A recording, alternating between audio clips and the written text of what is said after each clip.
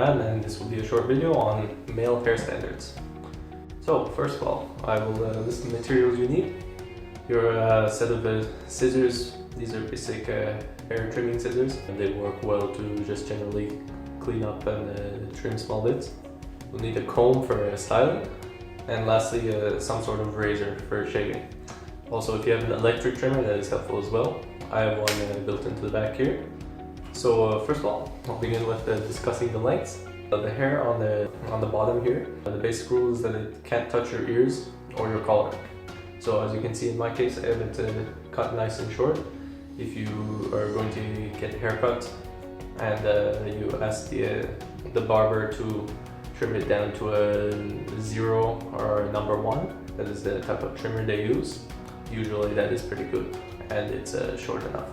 Another option, if you have slightly more hair, is to have it taper trimmed backward and around your ears. That way it's still not touching. For the hair on top of your head, you have a little more freedom with what you want to have up there. The maximum length allowed is 15 centimeters. However, that is only under the condition that you have it groomed nicely in a way that it doesn't come down to touch your ears, and also that it doesn't interfere with wearing your wedge. After a while, your hair is starting to get a little messy and you have bits sticking out everywhere. You're going to want to trim that with the scissors. Mine is pretty good right now, but occasionally you can see there are little bits sticking out inside. You just want to take your scissors and just slowly trim them one by one as best as you can. They're sticking out, so you just want to go around and clean it up with the scissors. And next, you also want to shave any facial hair. So that's why you have your razor. You can shave any facial hair I've already shaved.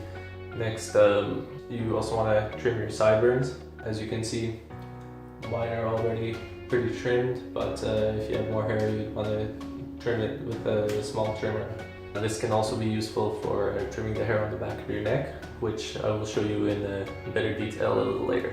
So you want to make sure your hair is styled in a way that it can fit under your wedge and that it's generally not messy. If you keep it clean, it's good to go.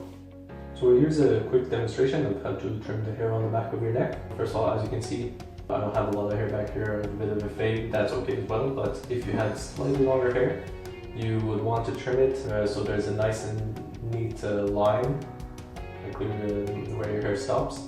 And you want that to be at least 2.5 centimeters above the top of your uniform collar. Now it's a little difficult to trim this on your own, so if you have someone to help you out, feel free to do that.